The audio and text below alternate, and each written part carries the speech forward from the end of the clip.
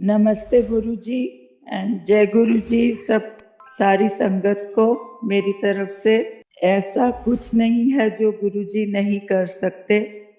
वह तो साक्षात शिव हैं और वह ही महाशिव हैं।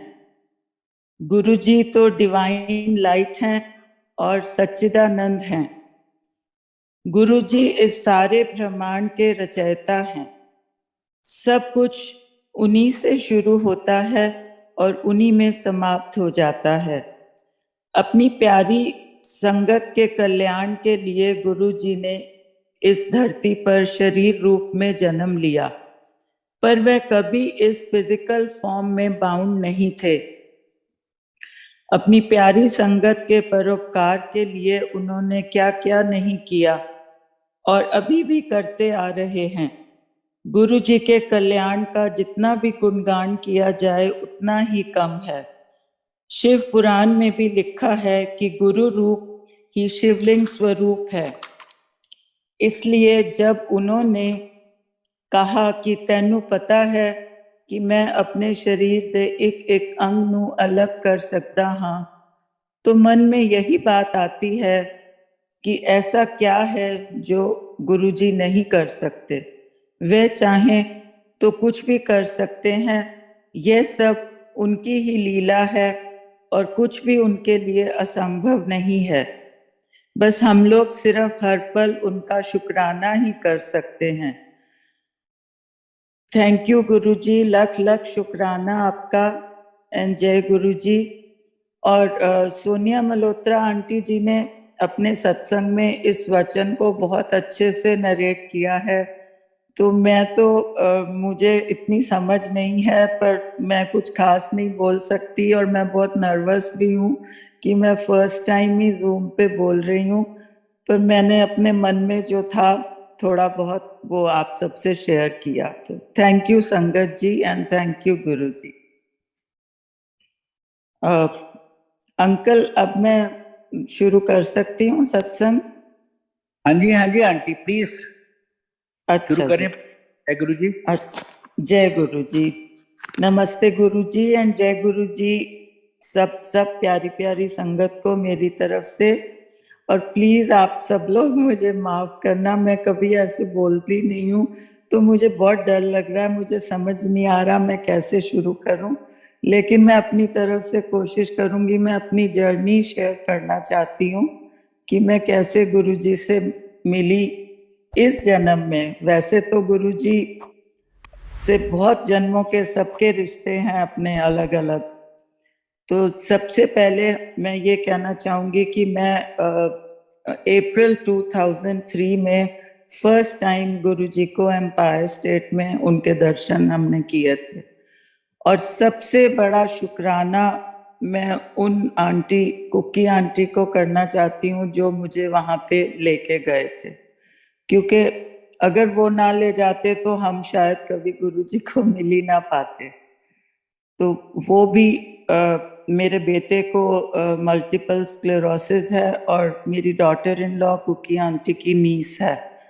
तो कुकी आंटी ने कहा कि हमारे एक गुरुजी हैं, वो हीलर हैं, तो आप लोग उनके पास चलिए, तो वो जरूर सब ठीक करेंगे। तो पहले जिस दिन जाना था उस दिन हम लोग जा नहीं पाए, तो खाली मेरा बेटा और डॉटर बहू वही दोनों उनके साथ गए। तो जब वो उन्होंने माथा टेका तो कुकी आंटी ने उनको बताया, मिलाया कि वो कौन है। तो उन्होंने उनको कहा कि अपने मम्मी पापा को लेके आना अगले हफ्ते। तो नेक्स्ट वीक फिर हम भी उनके साथ गए।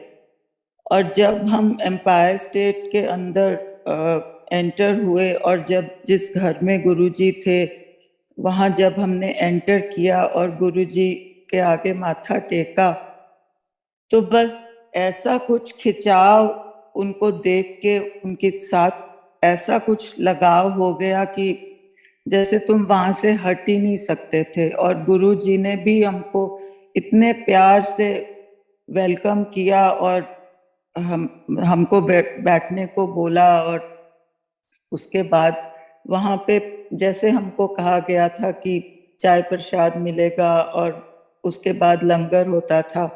तो ये सब हम कुकी आंटी की गाइडेंस में हम करते रहे। और उसके बाद से उन्होंने हमको बोला कि आंदे रहा करो, तो बस आंदे रहा करो को पकड़ लिया और हर हफ्ते हम चले जाते थे वहां पे गुरुजी के दर्शन के लिए। और वहां पे जाके इतना अच्छा लगता था, सब बेटा भी तब जाता था। और क्योंकि ग्रैंड चिल्ड्रन छोटे थे तो वो लोग कम जाते थे, पर फिर भी कभी कभी हम उनको ले जाते थे। तो वहां पे इतने प्यार से गुरुजी में बैठाते थे। और फिर हम लंगर के लिए हमारी कोशिश होती थी कि हम फर्स्ट लंगर वाले बैच में नहीं बैठें, क्योंकि हम वहाँ ज्यादा टाइम स्पेंड करना चाहते थे। तो हम बाहर चले जाते थे और मोस्टली थर्ड उसमें हम बैठते थे।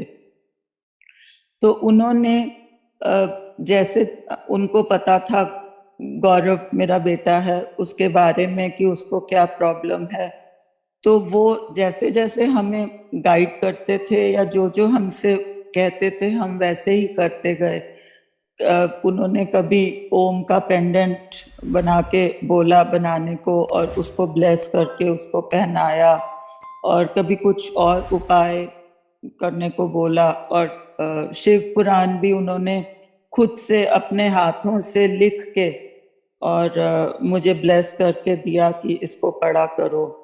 और गौरव के लिए लोटा भी ब्लेस करके दिया।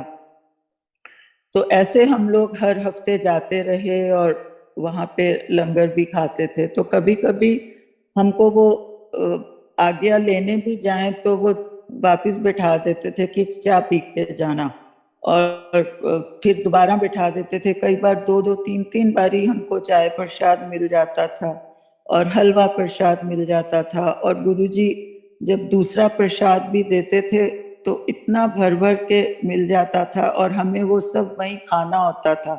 तो हम बाहर जाके पता नहीं कैसे इतना सारा प्रसाद खा लेते थे और फिर भी हमें कुछ भी नहीं होता था, अनकंफर्टेबल फीलिंग कुछ नहीं होती थी। और इतना पता नहीं वो ऐसा टाइम था, इतना एंजॉय, इतना अच्छा और इतना प्यार हमें वहां से मिला, मैं उसका बखान नहीं कर सकती। पर मैं उसके लिए बहुत बहुत शुक्राना करती हूँ कि मुझे ये सब करने का मौका मिला। फिर ऐसे ही चलता रहा। तो एक दिन लेट नाइट उन्होंने हमको बैठाया हुआ था और उन्होंने हाँ कभी कभी वो रात को अचानक से गुरुजी बोल देते थे कि चलो सब बड़े मंदिर, और हम सबको बड़े मंदिर ले जाते थे। और कभी कभी फिर वहां जाके चाय प्रसाद भी मिलता था और वो हमारे साथ वहां पे कारपेट पे नीचे ही बैठ जाते थे और बात करते थे। कभी सेवा मिल जाती थी हाथ की। मुझे इतनी अक्ल भी नहीं थी कि उन्होंने जैसे अपना हाथ आगे किया, मैं सामने बैठी हूँ, कि इसका क्या मतलब है। तो मुझे कुकी आंटी ने इशारा किया कि आप आगे जाओ, वो आपको अपने हाथ दबाने के लिए कह रहे हैं। और मैं फटाफट आगे गई और उनके हाथ सेवा करी थोड़ी, जितनी देर भी उन्होंने कहा। और मैं सोचती हूँ पता नहीं वो कैसा टाइम था वहां पे बड़े मंदिर में हॉल में गुरुजी के साथ बैठ के ये सब हम कर रहे हैं। और कभी कभी हमें फोन आ जाता था कुकी आंटी का कि गुरुजी ने कहा है कि लंगर लेके और बड़े मंदिर आ जाओ और थोड़े से हम लोग संगत वहीं पे लंगर करेंगे। तो वो भी हम चले जाते थे और बेटे को भी ले जाते थे, सब चले जाते थे, बहुत खुशी से जाते थे। तो ये सब चलता रहा। फिर एक दिन लेट नाइट उन्होंने हमको बिठाया हुआ था, बस थोड़े से ही लोग थे वहाँ एम्पायर स्टेट में सब। तो उन्होंने गौरव को आगे बुलाया और मुझे भी उसके साथ बुलाया और उसको अपने सामने बैठाकर उसकी रिस्ट जैसे नब्स पकड़ते हैं ना, वैसे उसका हाथ पकड़ा और 5 मिनट तक ऐसे ही बैठे रहे। और सब लोग इतनी चुपचाप, जैसे पिन ड्रॉप साइलेंस होती है, मतलब सब जो भी वहां था सब ऐसे बैठे रहे और मैं उनके सामने बैठी थी और ऐसे लग रहा था जैसे पता नहीं हम कौन सी दुनिया में पहुंच गए। वो मैं नजारा कभी भूल नहीं पाई। तो 5 मिनट के बाद उन्होंने मुझे कहा, ਅਸੀਂ ਤਾਂ तेरे पुत्र ਨੂੰ ठीक कर दिता, हुण तू जाने। तो उसके बाद से फिर उन्होंने कहा कि हफ्ते में 2 बार आया करो, गौरव को 2 बार लंगर खिलाया करो। तो हम लोग अपनी तरफ से बहुत कोशिश करते थे कि हम 2 बार उसको लेके जाएं, पर उसको कुछ अपनी प्रॉब्लम की वजह से, एमएस की वजह से वो नहीं जा पाता था। तो वहां से गुरुजी हमको उसके लिए लंगर भी दिलवाते थे कि उसको घर जाके लंगर खिलाओ। तो हम करते रहे ये सब।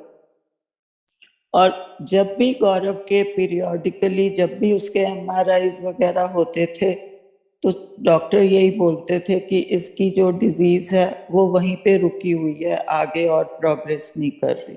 तो ये सब गुरुजी की ब्लेसिंग थी, जो उन्होंने पूरी